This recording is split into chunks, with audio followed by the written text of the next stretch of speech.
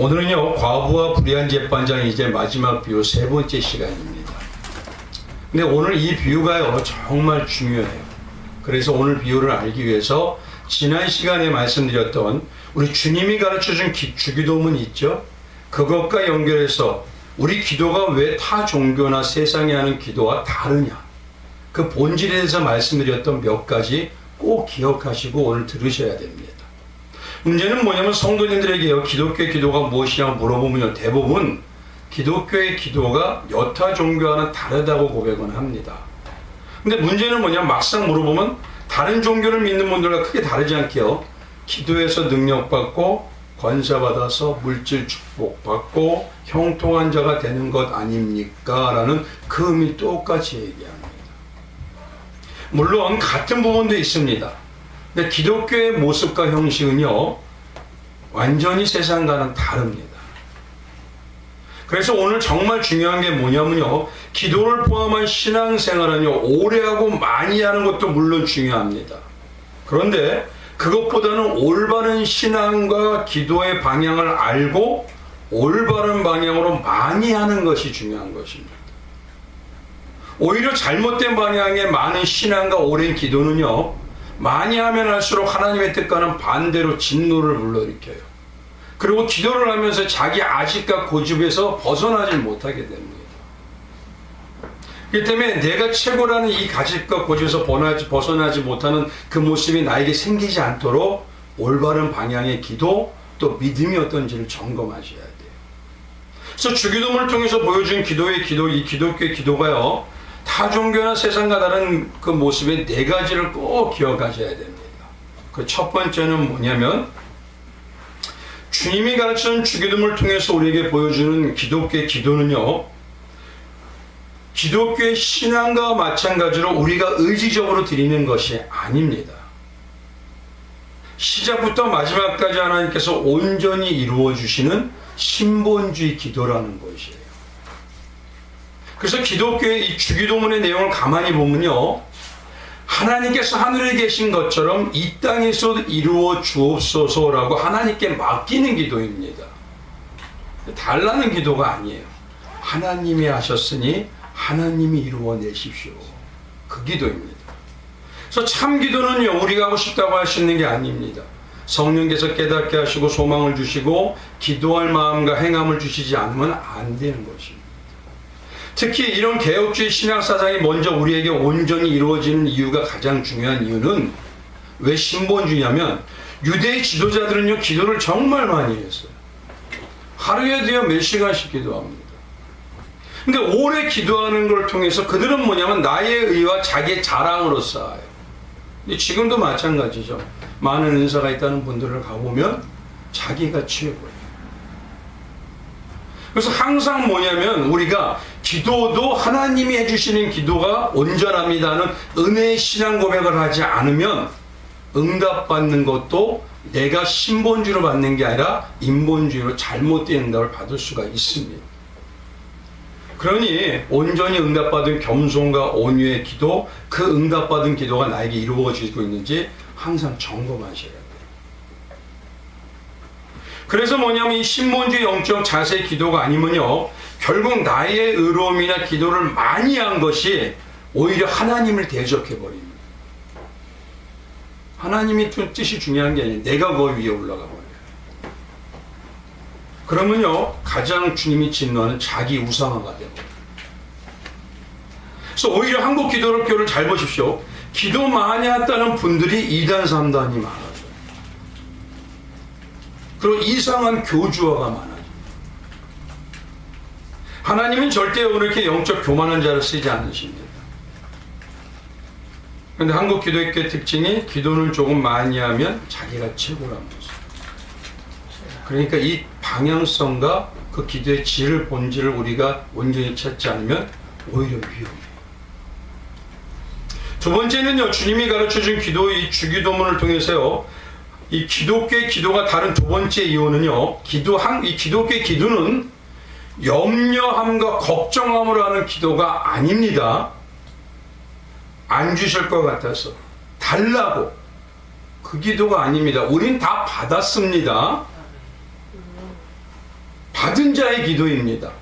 그래서 기독교의 기도의 두 번째 들린 건요, 창세전에 택함 받아서 하나님의 예수 그리스도의 십자가를 믿게 하심으로 완전히 이루어지신 걸 믿는 이미 받은 자의 확신의 기도입니다.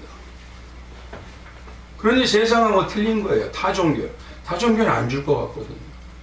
내 노력이 있어야 되고 내가 다른 사람마다 고행으로 해야지만 더 받을 것 같습니다.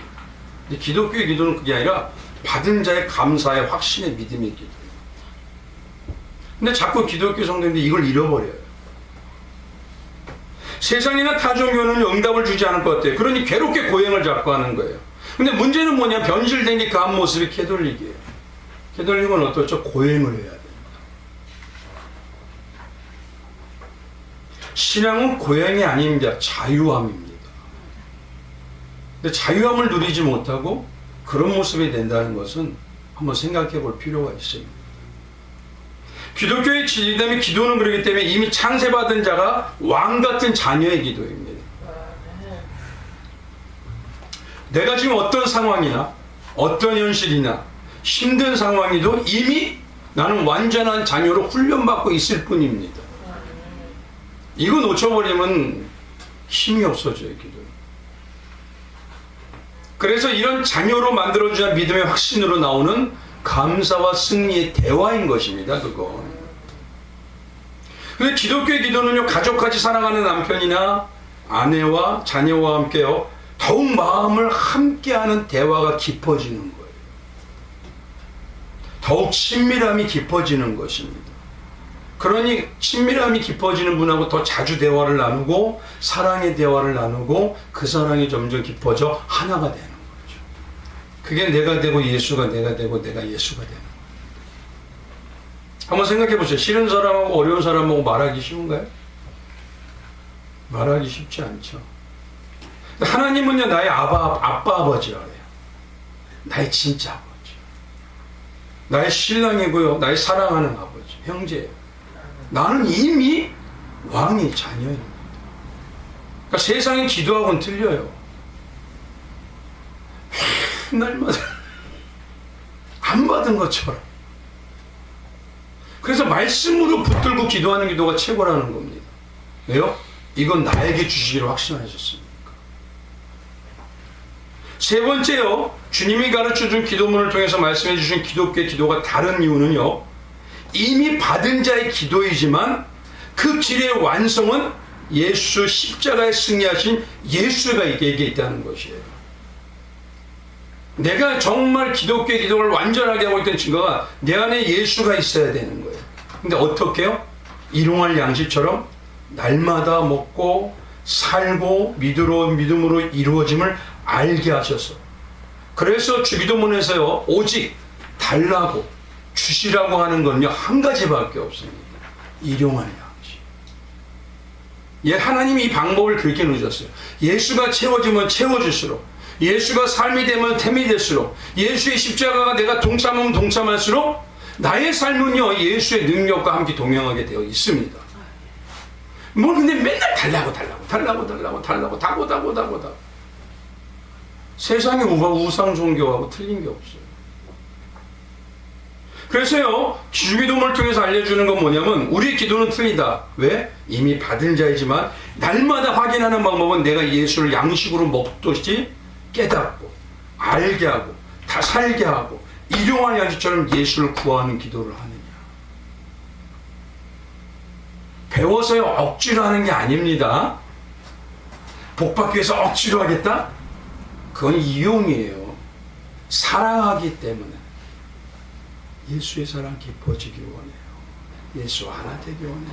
예수 알고 싶어요. 내 사랑하는 그분 알고 싶어요. 그래서 기독교는요, 이미 받은 자지만 그 길을 예수를 통해서 이루어내셨습니다. 그래서 주기도문을 통해서 우리에게 말씀하시는 것, 일용할 양식인 예수를 정말 내가 진심으로 구하고 있느냐. 다른 거 없어도 난 이거면 됩니다. 그래서 말씀드리는데 주기도문의 가장 중요한 게 카이징 구조예요. 꼭 기억하세요. 성경 전체가 다 카이징 구조입니다. 이게 가장 중요한 게 바로 그래서 햄이죠. 일용할 양식. 그러니 참 하늘 백성인 성도는요, 기도를 하면 할수록, 성경 말씀을 묵상하면 할수록 모든 능력과 권세 승리는 십자가에서 승리하는 예수 그리스도 안에 있다는 걸 깨닫게 됩니다. 그러니 세상의 염려함으로 자기의 필요를 채워달라는 세상의 기도하고는 다르게 성도는요, 믿음의 확신으로 오직 십자가에 승리한 예수를 날마다 구해요. 그런 모습이 나 안에 채워지고 하나님이 인정받으면 놀라운 기도의 역사가 나옵니다. 그래서 일명 기독교의 기도를 사랑의 기도라고 합니다. 그래서 사랑으로 역사하는 믿음은 능력이 많으니라. 네 번째, 주님이 가르쳐 주신 주기도문을 통해서 말씀해 주신 기도가 틀린 이유는요, 세상이나 타 종교나 기도는요, 자기 만족, 그렇죠? 나를 채워달라는 기도입니다. 근데 나뿐만이 아니라 나와 동일시하는 것들이 있어요. 뭐냐? 내 가족. 내 가족이 채워지면 누가 채워져요? 나. 내 자녀가 채워지면 나. 자기의 것과 삶을 넘치게 채워달라고 복달라는 겁니다. 근데 기독교의 기도는요, 십자가의 예수님이 진짜 승리의 완전한 길임을 아니까요, 이제는 내 자신이란 자아가, 내 잔이 비워질수록 누가 채워져요? 예수가 채워지죠. 나라는 잔이 있습니다, 분명히. 거기서 내가 비워져야 되는 거예요. 이대로 놓고는 채울 수가 없습니다. 그래서 그때부터 나오는 기독교의 기도는요, 채워달라는 기도가 아니에요. 뭡니까? 주님, 내 자아를 죽여주세요. 내 자아를 없애주시고 비워주세요. 내려놓게 해주세요. 그러면 이 안에 누가 들어가셔요? 예수가 완벽하게 채워져요. 그럼 사단이 못 건드려요. 이 네 가지 방향 꼭 기억하셔야 됩니다. 그래서 기독교의 가장 능력의 신앙의 핵심이 뭐죠? 나의 자아가 죽고 없어져 예수 그리스도의 십자가의 영원한 생명으로 채워지는 승리하는 십자가의 삶에 동참하는 자. 이게 기도교의 기도의 핵심입니다. 그러니까 이거를 가지고 지금 나를 분별하셔야 돼요. 내가 기도는 많이 해. 근데 여기 범위 안에 있는 기도입니까? 아니면 여전히 세상과 다름없는 세상에서 복 받고 형통해지시고 나 잘되고 불러 이건 겁니다. 그럼 기도를 지금 10년 20년 해도요, 응답 아닌 거예요. 이런 영적 기도의 올바른 가치관을 가지고요, 점검하시고 오늘 본문 말씀을 들으셔야 돼요. 여기에 대단히 충격적인 의미가 들어가 있습니다. 오늘은 세 번째 마지막 시간으로요, 가부와 불의한 재판관의 비유를 말씀을 드립니다. 근데 제가 여기서 좀 의문이 되는 게, 왜 예수님은 기도의 비유를 말씀하시는데, 그것도 응답받는 기도를, 다른 제자나 자기를 따라가는 어떤 여인이나 또 어떤 한 사람 등으로 비유해도 되는데, 왜 많고 많은 사람 중에서 과부를 여기다가 집어넣느냐는 거예요. 왜? 그리고 과부가 구하는 대상이 그냥 재판장이면 되잖아요. 어떤 재판장? 불의한 재판장. 우리는 믿음의 사람들이기 때문에 다 그냥 아멘 해요. 근데 신앙은 의문이 있어야 되는 것입니다. 거룩한 의문이 있어야 돼요. 왜? 주님은 왜 그렇게 하셨을까? 그래서 오늘 이 본문 말씀의 마지막 시간에 두 가지 질문을 꼭 가지고 보셔야 돼요. 첫째는 뭐냐면요, 오늘 1절 한번 봐보시면 뭐죠? 항상 기도하고 낙심하지 말아야 될 것을 비유로 말씀하여 라고 하죠. 근데요, 기도에 대해서 항상 기도에 낙심하지 말 것을 비유로 시작했는데, 이 비유의 마지막인 8절에는요, 기도입니까? 뭡니까? 8절 한번 봐보세요. 결론이 믿음이에요. 아니, 왜 기도로 시작했다가 믿음으로 끝내시죠? 우리는 그냥 다 받아들여요. 근데 분명히 예수님께서 이렇게 쓰셨다는 건 목적과 의도가 있으시다는 겁니다. 그래서 뭐냐면요, 오늘 중요한 건요, 예수님께서 말씀하신 마치 기도를 말씀하실 것 같으면서도 마지막에 믿음을 보겠느냐라고 믿음을 말씀하신 그 이유가 뭐냐 이겁니다. 그걸 아셔야 되고, 첫 번째가, 두 번째가 앞에서 말씀드린 대로 왜 비유의 주인공을 과부와 불의한 재판장으로 쓰셨느냐, 이제 그 등을 말씀드립니다. 첫 번째가요, 왜 시작은 기도로 말씀하시는데 믿음을 보겠느냐로 끝내시느냐. 물론 말씀하신 대로 믿음의 자녀는 우리는 다 그렇습니다. 그러나 주님이 의도했다면요, 여기에 놀라운 우리에게 중요한 게 있습니다. 제가 이 말씀을 묵상하면서 성경을 또 막 계속 묵상하다 보니까 한 가지 놀라운 걸 깨달았어요.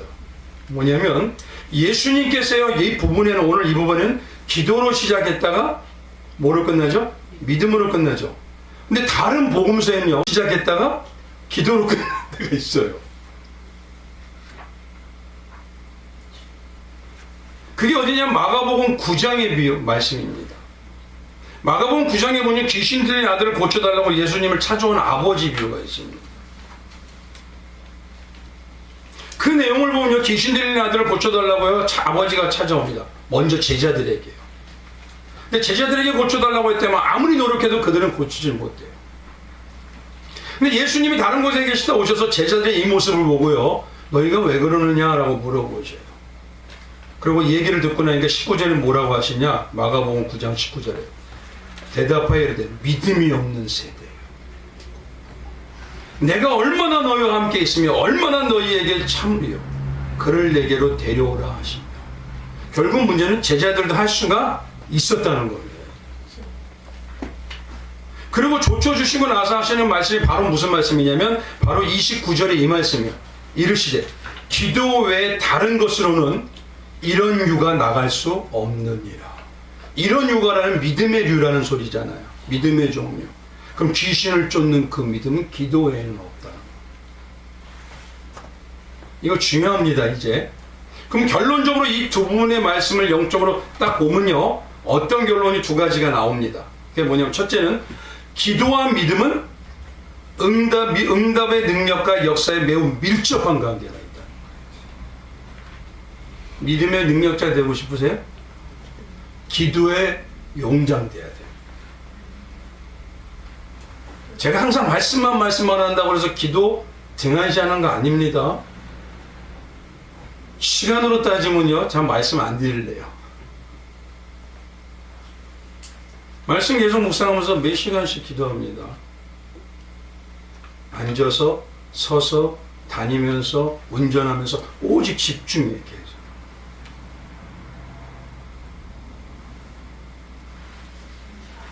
그러니까 쉽게 말하면 이겁니다. 예수님이 원하는 올바른 기도의 능력의 역사는요, 기도의 양과 질이 많이함에 따라서 믿음의 확신이 커져요. 믿음의 확신이 없는 이유가 뭐라고요? 기도 안 해서요. 남이 시켜서 하는 거 아닙니다. 점점 확실한 믿음으로 드러나는 기도는요, 역사와 능력의 질과 양이 완전히 다릅니다. 오늘 이 두 말씀을 딱 합해보면 한 가지 바로 이거예요. 진짜 믿음의 온전한 성령의 믿음, 기도 외에는 없습니다. 그리고 기도와 믿음은요, 질과 양의 어마어마하게 차이가 나요. 이 관계에 대해서 확연하게 말씀하시는 것이 뭐냐면 마태복음 21장입니다. 21장 20절에 이거예요. 너희가 기도할 때 무엇이든지 믿고 구하는 것은 뭐한다?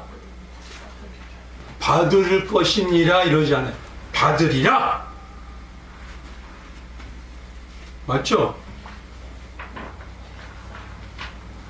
그렇기 때문에 이를 다르게 말하면요, 다시 말씀드립니다. 앞에서 말씀드린 무조건 기도하는 게 아니에요.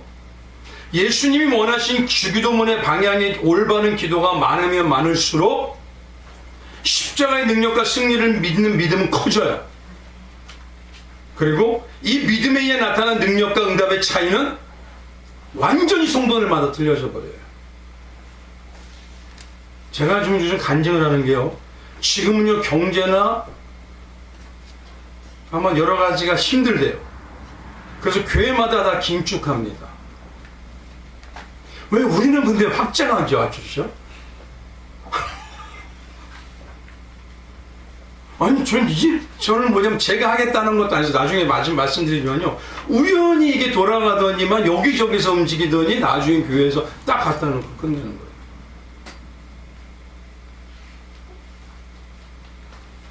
그래서 예수님께서도요, 본으로 보이셨어요. 매 순간, 매 때마다 기도가 삶이 되는 모습으로 어떤 일을 시작하면 역사의 시작 첫 번째가 기도를 하라고 올라가죠. 그렇죠?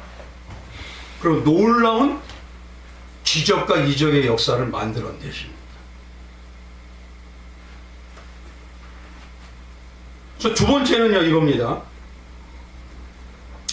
어떤 기도라는 건 앞에 네 가지 주기도문을 통해서 알려드렸죠. 우리 기도의 그 방향을 점검하시라고. 그럼 여기서 중요한 건요, 내가 그 기도를 한다면 나에 나오는 진짜 올바른 믿음의 방향이 뭐냐 이거예요. 내가 무조건 믿습니다 아직과 고집의 믿음? 기도 마냥 그분들도 믿음에 대한 확신이 대단히 큽니다. 근데 그런 걸 믿음이라고 하는 게 아니에요. 진짜 올바른 주기도문에 연관되는 기도를 하게 되면 나에게 나오는 기도의 방향성이 있어요. 믿음의 방향성. 그걸 통해서 확 붙들어 버리는 거예요. 주님은 반드시 이렇게 하십니다. 그 믿음의 역사가 나오는 거예요. 그래서 말씀드린 대로 올바른 기도를 많이 드리면 드릴수록 예수님이 기뻐하시고 응답과 능력의 역사로 올바른 믿음의 모습이 점점 뚜렷해집니다. 한번 여쭤볼게요. 지금 믿음 어떠세요? 뜨거우세요? 다시 새로우셨어요? 초심이에요? 왜 기도 안 하시죠? 기도를 하면요, 가만히 있으라 하지 말라 해도 눈물이 나와요. 은혜 감격이 생겨요. 물론 하시는 분들도 있을 겁니다. 근데 죄송하지만요, 이 시대가 과거의 7, 80년대만큼 기도한다고 할 수가 없어요, 도저히. 능력은 큰 걸 바래요. 근데 기도는 그때보다는 비교가 안 되겠는 것 같아요. 그래서 오늘 본문 말씀에 가만히 보면요, 믿음이라고 하지 않습니다. 주님은 8절에 한번 봐보세요. 세상에서 믿음을 보겠느냐라고 하시죠. 그러면 세상과는 다른 예수님이 찾는 믿음이 있다는 겁니다. 역사하는 믿음. 세상에서도 믿는다는 말을 많이 씁니다. 김영, 나 믿어요. 나 당신 믿어요. 그 정도를 믿음이라고 하는 거예요. 주기도문에 올바른 방향의 믿음, 기도가 나오면 주님 앞에서 진짜 나오는 믿음이 어떤 모습들이 있어요. 근데 그 믿음의 역사가 상상이 틀립니다. 어떤 분에게는 어마어마해요. 근데 기도는 수없이 했다는데 어떤 분에게는 아무 방향이 안 나와요. 그러니까 이거를 기억하셔야 되는 거죠. 그래서 여기서 말하는 세상이 어디냐면요, 성경은 믿는 자에게 주시는 겁니다. 그래서 세상에 주는 게 아니라 교회에 주는 거예요. 여기서 말하는 교회에 주시는 말씀이기 때문에 여기서 말하는 세상에서 믿음을 보겠느냐, 1차적으로 세상은 믿음이 있어요, 없어요? 기독교적인 믿음 없습니다. 그러면 여기서 말하는 세상은 뭐냐면 교회 안에는 성도라고 있어요. 근데 세상과 같은 가치관으로 사는 자들이 너무 많아요. 그걸 믿음이라고 하지 않습니다. 온전한 기도를 드린 믿음이 나왔다고 하지가 않아요. 그러니 그런 자들에게 참 믿음의 역사가 없다라고 단언하죠. 근데 문제는 이런 세상의 가치관으로 자기가 믿음이 있다고 생각하는 분들이 많을까요, 적을까요? 많아요. 그래서 먼저가 뭐냐면 기도의 나의 방향을 올바로 점검해야 되지만요, 또 기도를 많이 했다고 기도를 통해서 나의 믿음이 올바른 영적 믿음의 방향이라고 맹신하시면 안 됩니다. 분별하죠. 특히 여기서 말씀하실 때요, 항상 기도하고 낙심하지 말아야 될 것을 라고 한다고 이렇게 썼다고 해서 어떤 분은 기도가 적어질 거예요 그래요. 아닙니다. 기도 많아집니다. 기도는 많아지는데 참 기도가 적어요. 오히려 자신의 욕망과 욕심을 부추기는 개인주의 기도는 너무 많아져요. 그래서 말씀하시죠. 마지막 때를 말하는 바울이 자기 아들 영의 디모데에게 마지막 때 고통할 때가 어떤 사람이 많다진다? 자기를 사랑하고 돈을 사랑하고. 그 기도는요, 마지막 때라고 하는 예수님의 사람으로서 영으로 살겠다고 하늘을 바라보는 게 아니라 이 땅에서 달라는 기도는 어마어마해집니다. 지금도 상상이 초월돼요. 그거는요. 그게 과연 예수님이 원하시는 기도겠냐. 그리고 진짜 영육 간의 이 땅과 하늘에서 완전히 해결되는 역사가 나오는 기도겠냐는 거예요. 한번 생각해 보십시오. 이런 겁니다. 마태복음 25장에 가면 열처녀의 비유가 나오죠. 그러면 그 열처녀 중에서 이미 5처녀는 슬기로운 처녀예요. 이미 5처녀는 미련한 처녀입니다. 근데 중요한 것, 미련한 처녀라고 해서 그들의 신랑을 기다리지 않던가요? 안 기다려요? 기다리죠. 왜? 목적이 다른 기다림이에요. 신랑과 살기 위해서 하늘과 내세를 보는 나그네 기다림이 아닙니다. 신랑이 갖고 있는 것들을 이 땅에서 달라는 기다림.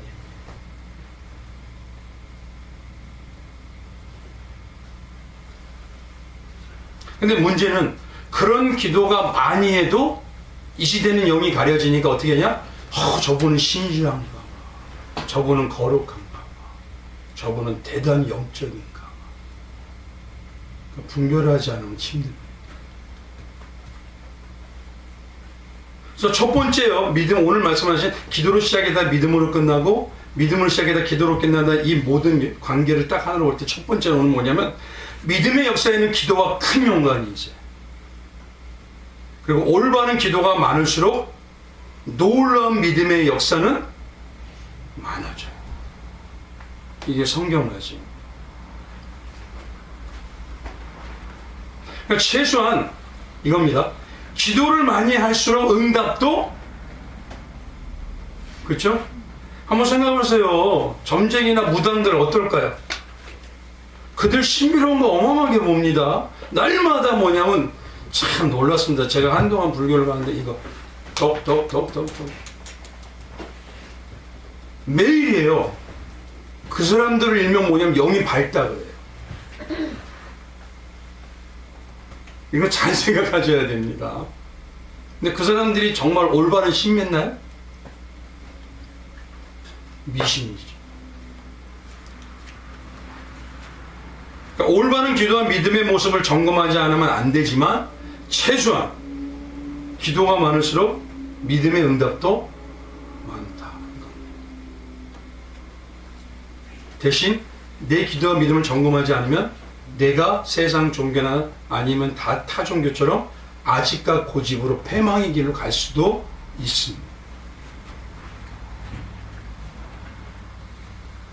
두 번째는요, 오늘 본문에 그러면 왜 예수님은 과부와 불의한 재판장의 주인공이고 예수님 왜 이들을 거기다가 기도의 비유를 사용하셨느냐 이거예요. 오늘 잘 적어두셔야 됩니다.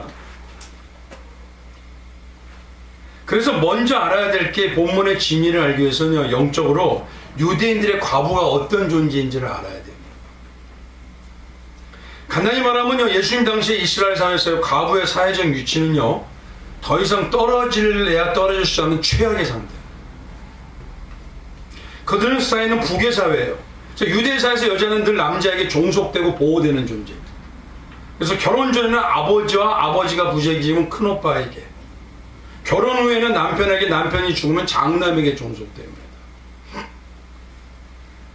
그래서 이런 의미에서 얼마나 여인의 그 과부의 지위와 관계가, 권리가 떨어졌으면요, 이 여인의 지위와 권리가 떨어졌으면 아내는 남편을 주인이라고 불러요. 그래서 아람어로 아돈이라고 불러요. 내 주인님 이거예요. 히브리어로는요, 바알이라고 합니다. 히브리어로는. 근데 이 바알이라는 뜻은 뭐냐면 내 소유주님이 소유주예요. 특히 당시 여성의 위상이 대단히 얼마나 폐악이 심했으면 한 예를 들면 예수님 당시에도 이스라엘의 유명한 랍비라고 하는 두 학파가 있었습니다. 하나가 힐렐이고 하나가 삼마이라고 해요. 근데 이 두 학파는요, 이혼과 관련한 신명행기의 율법을 해석하는데요, 여성의 권리를 전혀 거기에 두지 않았습니다. 그래서 이혼 사유로요, 아내의 수치되는 일을 놓고 말하는데, 삼마이 학파는 간음에 국한시켜 버렸어요. 그럴 수 있으니까. 근데 힐렐 학파는 어떠냐? 이걸 더 넓혀요. 그래서 뭐냐면 아내가 접시를 깨트려도 이혼 사유.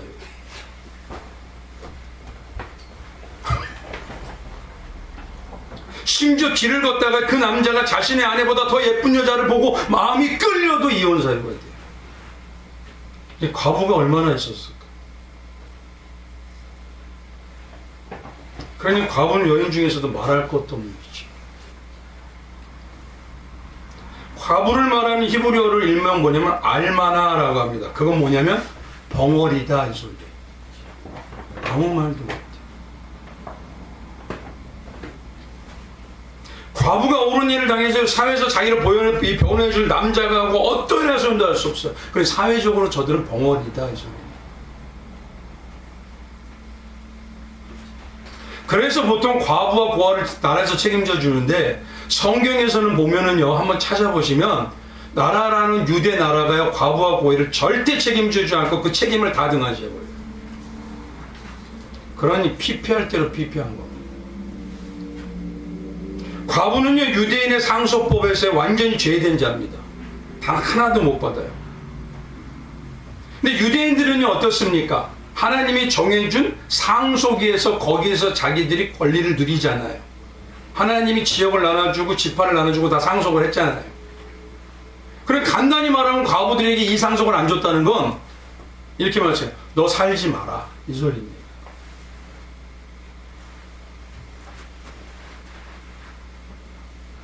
그러니까 결국 본문의 이 과부를요, 예수님이 말씀하신 이유는 자기를 도와줄 힘을 줄 아무 대상도 없고 이래도 죽고 저래도 죽을 수밖에 없는 자를 뜻하는 거예요.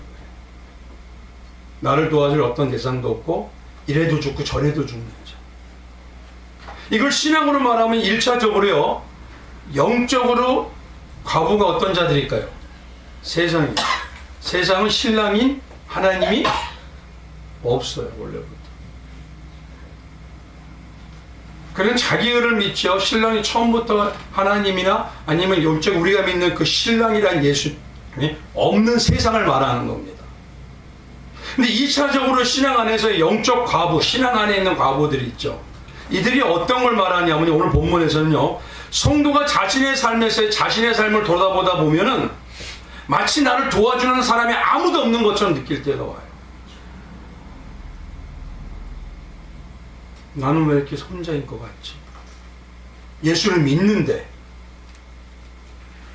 나의 신랑이고 나의 왕이시고 주인은 하나님이 나를 돌아보지 않는 것 같아, 완전히. 그러니 신앙의 기쁨과 능력과 권세는 다 잃어버렸어요. 마치 신랑이 죽은 것 같이 잃어버린 자. 그런 모습의 성도가 교회 안에 영적 과부입니다. 이걸 제가 항상 말씀드리기 쉽게 하죠. 은혜 잃어버려서 지금은 무덤등 냉랭한 자들.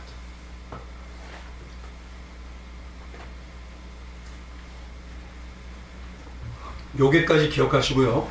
이제 재판장에 대해서 봅니다. 왜 여기에 불의한 재판장이라고 하셨을까? 불의한 재판장이란 그 이유를 보니까요, 그의 마음 상태가 어디에 나타나는지 두 군데 4절 봅니다. 2절과 4절 보면 뭐냐고, 그러면 그쯤 그래요. 자기 자신은 첫째 누구를? 하나님을 두려워하지 않아요. 지금 이거 유대 땅에서 얘기하시는 겁니다. 두 번째는 사람을 완벽하게 무시해버려요, 이 재판장. 그래서 성경의 이 불의한 재판장을 알기 위해서요, 성경이 말한 재판장에 어떤 부분이 있느냐 찾아봤더니요, 성경에는 재판장이 계셔요. 의로운 재판장. 그게 누구냐면 시편 7장 11절에 보면 하나님은 의로우신 재판장이시며, 디모데서 4장 8장에 보면요, 이제부로는 나를 위하여 의의 멸관이 예비되어서 주 곧 의로우신 재판장이 누구시죠? 예수님이십니다. 예수님은 의로운 재판장이셔요. 삼위 하나님 말씀하시는 거죠. 그러니까 잘 보십시오. 이제 불의한 재판장이 하나님과 반대되고 영적으로 하나님의 법을 완전히 무시하는 자, 그리고 사람을 미혹해서 피폐하게 아예 무시해 뭐 사람도 무시하는 자, 누굽니까 이거? 누구죠? 마귀잖아요. 사단. 성경에서, 그래서 성경에서 사단은요, 세상을 지배하는 자, 세상의 임금, 세상의 신이라고 합니다. 그럼 오늘 여기서 보는 건요, 세상의 과부, 그들은 신랑이 없잖아요. 그런데 불의한 재판장인 사단도 자기에게 구하는 자들에게 원한을 풀어준다는 거예요. 생각해보시죠. 무당의 능력이 없고 점쟁이가 답이 없으면요, 불교나 타종교가 기적과 능력이 없다면 많은 사람이 믿을까요, 안 믿을까요? 거기에도 기적은 있습니다. 착각하지 마세요, 제발 좀. 사단도요, 성경을 보세요. 광명한 천사로 자기를 꾸민다고 해요. 그게 고린도서 11장입니다. 이것은 이상한 일이 아니니라 사단도 자기를 광명한 천사로 가장하나니, 그러면 살아난 일꾼도 자기를 의의 일꾼으로 가장하는 거죠. 제가 한동안 불교를 연구하기 위해서요, 법당까지 찾아가 봤어요. 불교에도 방언이 있는 거 아세요? 불교에도 그들이 말한 기적이 있는 거 아세요? 마귀도요, 희한한 거 보여줍니다. 무당이 이상한 은사라서 동쪽으로 가면 귀인 만나, 서쪽으로 가면 오늘을 넘어가서 3일 있다가 어디를 가면 더 좋아져. 이거 몰라요, 알아요? 그런 거 들으면 어떨까요? 그게 바로 사단이 가족에서 이 가장에서 미혹하는 거예요. 근데 결국 끝이 좋지 못해. 여기서 말하는 과부와 불의자 재판관 관계를 통해서 예수님이 무엇을 말씀하시냐면, 예수님이 지금 애가 타는 반문을 하시는 거예요, 우리에게. 야, 그들은 의지하고 맡길 대상인 신랑이다 주인도 없는, 이래도 멸망하고 저래도 멸망하는 세상과 타종교의 미신의 과부들 아니냐.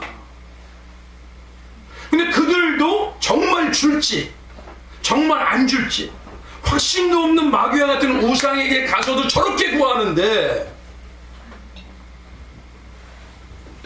마귀에게 가서도 저렇게 구하는데, 하물며 너희는 창세의 성령으로 인침으로 택하여 줬다고 하고, 완전한 십자가의 승리와 그 증거는 부활도 보여주었고, 자녀를 삼아주었다고 수없이 말씀을 하여 주셨는데도 믿는다고 예배는 드리고 기도 모임은 하는데, 믿습니다 입으로는 자꾸 얘기하는데 왜 그들보다 믿음의 기도가 나오질 않느냐, 이 소리인 겁니다. 지금 왜 그들보다 기도가 없어? 확신은 그렇게 받아들이고.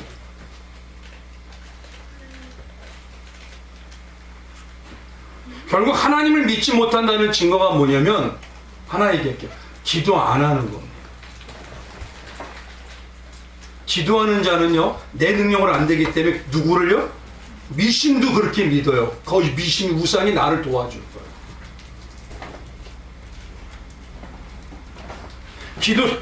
기도는요, 내 안에서 나도 모르게 나오는 점점 커지는 열망이에요. 근데 성도 중에서 제가 안타까운 건 뭐냐면, 기도의 열망은 없어. 근데 어떤 분들은 복권을 사서 당첨될 열망으로 사는 분들도 있어요. 봤어요, 제가.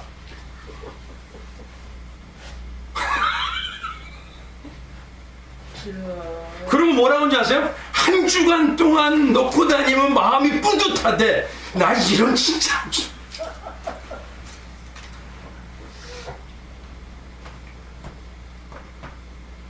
결국 이 시대에 예수의 말씀은 올바른 방향의 기도가 점점 없어진다는 뜻은요, 믿지 못하기 때문에.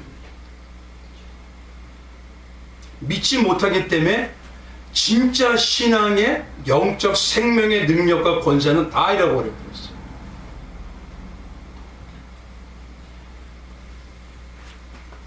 그래서 여기서 말하는 과부의 불의한 재판장은 뭐냐면요, 세상도 마귀에게 그렇게 빌고 구하고 매달리는데, 완전한 목인 하나님을 알아 너희는 왜 믿고 기도 못하나?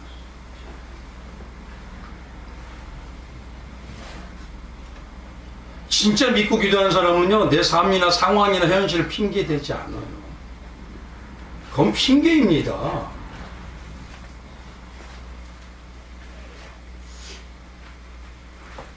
그래서 오늘 본문 말씀은요, 이 본문의 과부처럼 이래도 죽고 저래도 죽는 것 같은 상황이, 환경이 완전히 안 되는 자가 있어요. 어떤 과부가 또 완전히 그를 보면요, 절망 속에 삽니다. 근데 놀라운 건 하나님의 놀라운 믿음의 역사를 보이는 과부가 성경에 있어요. 그리고 그의 믿음을 통해서 우리에게 가지라고 또 얘기해요. 오늘 그래서 그 부분을 이제 마지막으로 말씀을 드립니다. 그게 어디냐? 열왕기상 17장. 어떤 과부? 도저히 말도 안 되는 상황과 현실에도 엘리야를 믿음으로 섬기고 기적의 삶을 산 어떤 과부요? 사르밧 과부.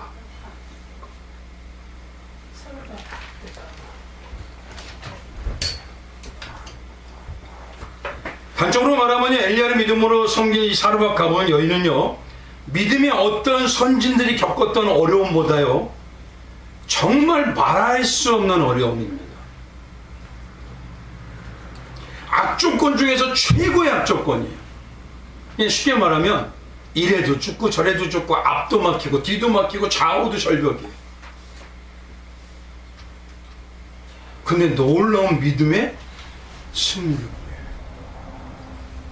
근데 그 믿음이 어떻게 나오는지 이제 보시면 압니다.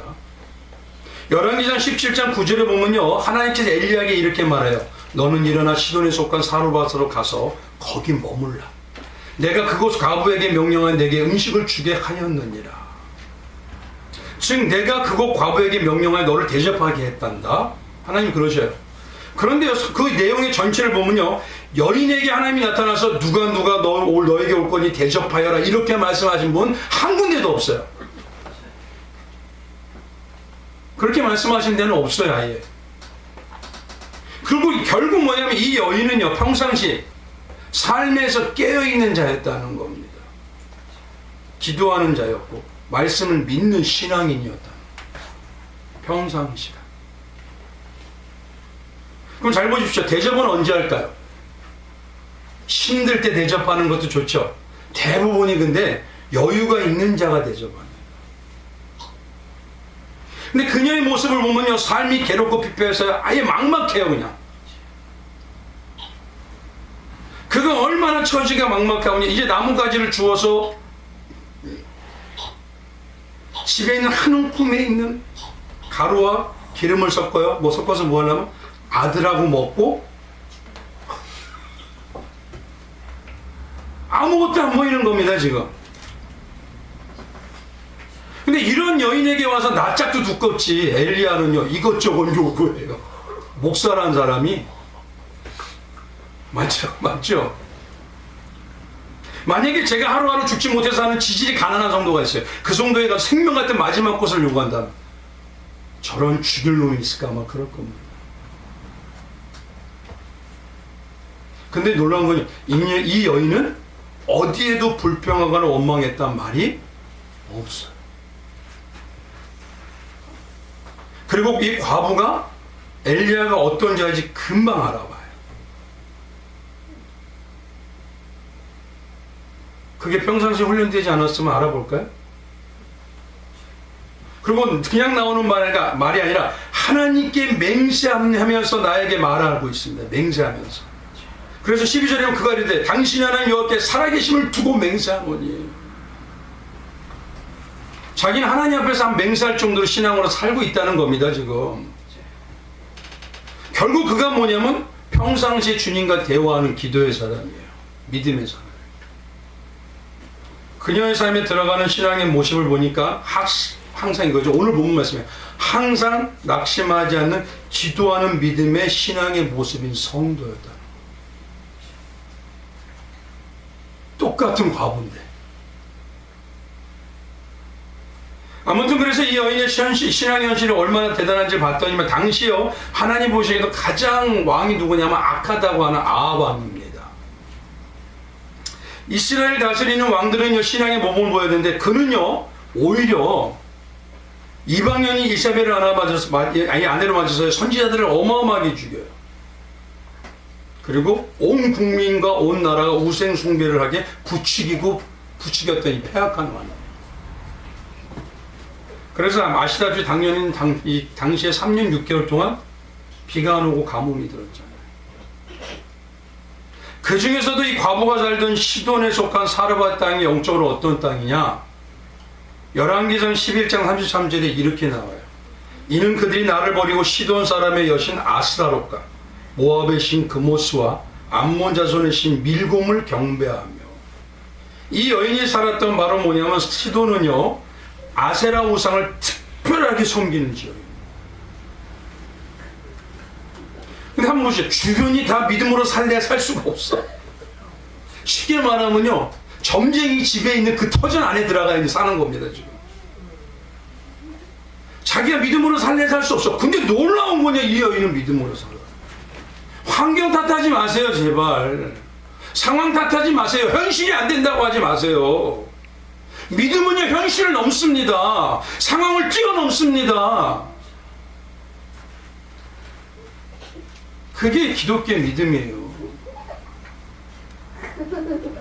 거기다가 보세요. 이 엘리야는 어떤 사람이냐면 아합왕이 어떻게 하죠? 쫓아다닌 사람이 죽이려고. 그럼 나라의 중범죄자입니다. 그 중범죄자를 이 여인이 과부가 숨겨줘요. 그럼 뭐라는 소리예요? 죽겠다는 거예요. 그냥 먹여주고 대접합니다. 쉽게 말하면 공범이 되겠다. 그런데도 이 여인은 언제든지 죽을 수 있는 상황인데도 얼마나 볼품이 없으면 성경에 이름도 없어요. 그 지역 이름이에요. 사르밧 과부. 그 지역 이름이에요, 그냥. 그게 바로 뭐냐면 사르밧에서 사는 과부다, 이 소리입니다.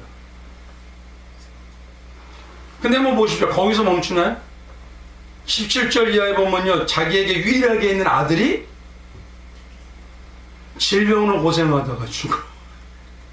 이 감사가 나오고 믿음이 나올까요?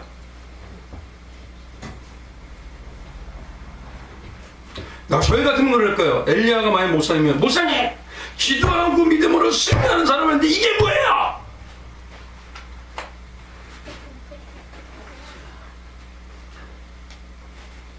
이래도 저래도 목사님 말 아무것도 아니잖아요. 믿음이 나올래 나올 수가 없어.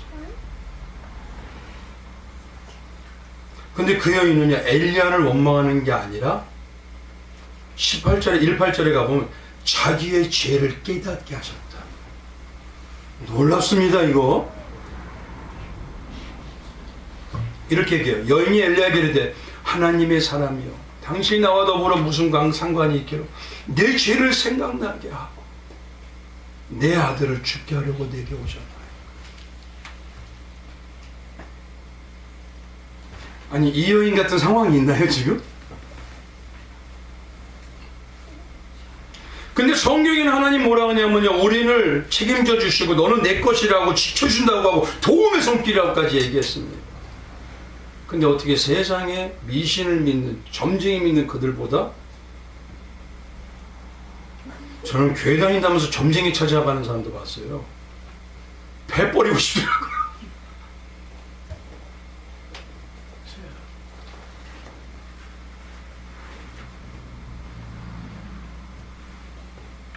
잘 보십시오. 이 여인의 올바른 기도와 신앙의 삶이 어떤 신앙의 믿음으로 나오는지 이제 말씀을 드릴게요. 이 여인의 믿음은 첫 번째가요, 현실과 환경을 핑계하지 않고 탓하지 않는, 세상을 바라보지 않는 믿음입니다. 현실과 환경 탓하지 않아요. 지금까지 보셨지만 이 여인의 현실은 어떻습니까? 참혹 그 자체입니다. 아들까지 죽고. 근데 누구에게 불평한다는 말이 없어요. 끝까지 절망의 순간에도 신앙의 예의를 잃지 않습니다. 그냥 생기는 게 아닙니다, 이게. 오히려 이 여인의 모습은요, 기적을 가장 많이 보고 막 놀라운 막 그냥 증거를 봤던 때가 언제였을까요? 출애굽기 때 이스라엘 백성이죠. 그들의 비교가 안 되는 믿음이에요. 그들은요 어떻죠? 기적과 신앙을 그렇게 봤는데도 어떤 분은 기적을 보면 믿겠다고요? 제가 조금 웃기는 얘기. 기적을 따라가지 신앙 따라가는 거 아니에요.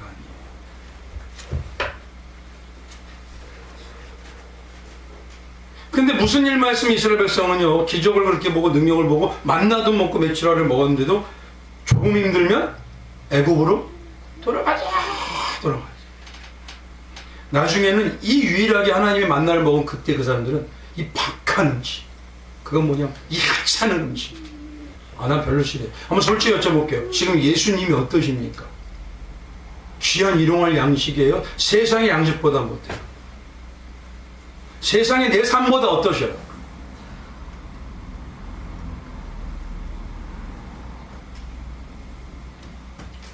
많은 사람들은 그럽니다. 내 환경이 좀 나아지고 내 상황이 좋으면요, 예수님을 평안한 삶이 되면 잘 믿을 수 있어요. 정말 그럴까요? 기적을 많이 보면 믿을 수 있어요. 정말 그럴까요?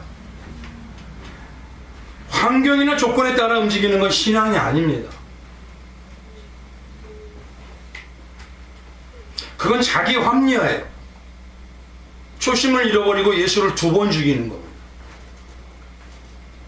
그 상황을 뛰어넘는 믿음을 나에게 주셨는데, 어떤 의미인지 제가 잘 이해하지 못했어요. 뛰어넘는 기도의 능력을 나에게 주셨는데, 핸드폰도 이해 안 되잖아요.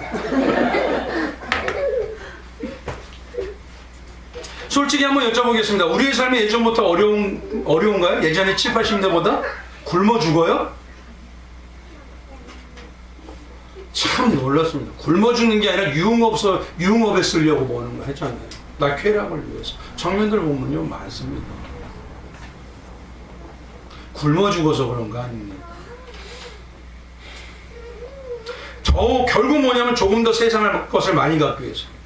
그들처럼 세상의 생명을 여기는 그것들이 더욱더 많기 위해서 신앙이 등한시되는 거예요.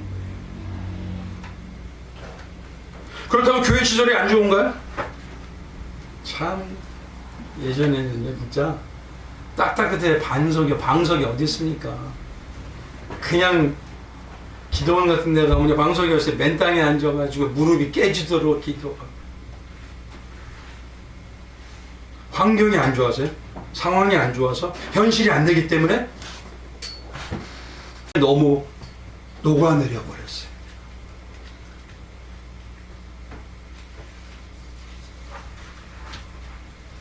첫 번째 과거의 믿음은요, 그러니 상황이나 현실이나 그걸 핑계하지 않고 탓하지 않는 세상을 바라보지 않는 믿음. 올바른 기도는요, 이 믿음을 만들어내요. 그러니까 초대교회처럼요, 너는 지져라 사단아, 나는 간다, 이거 나오는 거예요. 역사가 나오는 거예요. 두 번째 과부는요, 어떤 거냐면요, 어떤 핑계도 되지 않도록 그럼에도 불구하고 삶에서 기도의 믿음의 신앙입니다. 사르밧 가부의 시대적 상황을 보면요, 얼마나 굶주림이 극심했는지 열왕기하 6장 24절에 가보면요, 전쟁과 기회 때문에 그들이 부모가 자식을 잡아먹어요. 고시대입니다, 바로. 근데 이 여인의 신앙은요, 간단히 말하면 아들을 잡아먹는 건가요? 아니죠. 다니엘이 세춘 것처럼요, 죽어도 살아도 나는 그리하니 하실지라도 하나님 믿습니다. 그런 믿음은 행함이 먼저 나옵니다. 당연히 행함의 삶이 나오고요. 하나님이 부르심과 하나님이 깨닫게 하시는데 영적으로 민감해져요. 그러니 하나님이 원하시는 게 뭐지? 그러면 거기에 더 이상 사람의 생각 섞지 않고 그냥 가버리는 겁니다. 거기에 역사가 나오는 거예요. 그러니 그럼에도 불구하고 그리하니 하실지라도 나의 믿음이 그거예요. 이렇기 때문에 아직은, 저렇기 때문에 아직은. 대부분 거절도 보면 기도하고 말씀드릴게요. 왜 기도를 응답받는 믿음의 역사가 나오는데다가 왜 부정적으로 거절하는 데 사용해버리죠? 한국 기독교는 정말 죄송합니다. 잘못 배운 게 너무 많아요. 세 번째, 이 사르밧 가부의 신앙은요, 지금까지 살려주신 은혜를 생각하면서 감사하는 에베네셀의 신앙의 믿음입니다. 사르밧 가부의 환경과 현실을 생각해보죠. 아무리 잘 보려고 해도요, 아무것도 좋은 게 없어요. 자식도, 삶도, 어떤 현실도. 근데 엘리야의 말에 즉각으로 반응을 해요. 그런 여인이라면 한번 생각해보죠. 처음 믿을 때, 나 같은 죄인, 죽어도 싸고 이래도 저래도 죽을 자를 잃어버리지 않고 나와 함께했던 하나님의 은혜를 과거를 기억하지 않았다면 이가 이렇게 믿음으로 살 수 있겠냐는 거예요. 지금 기독교 성도들 죄송하지만요, 초심 다 잃어버려가고 있습니다.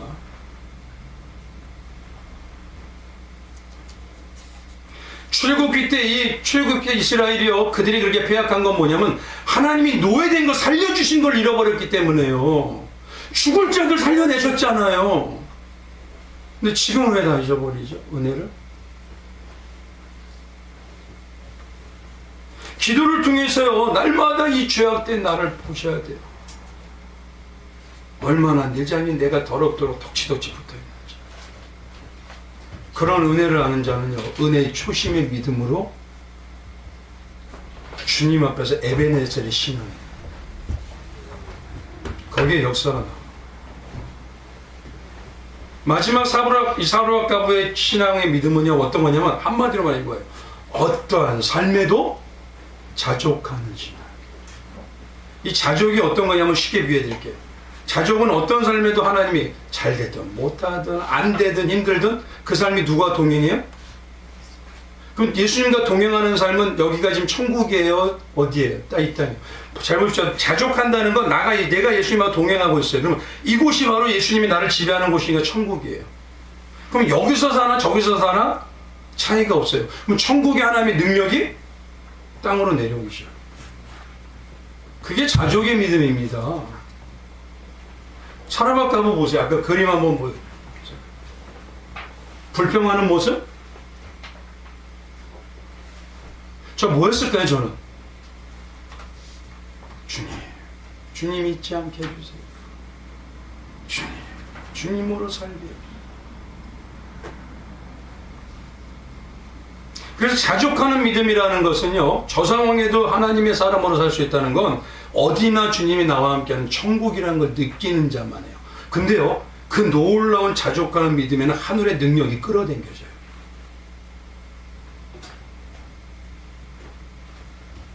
이 세 가지가 바로 올바른 기도로 우리에게 믿음이 키워야 될 믿음입니다.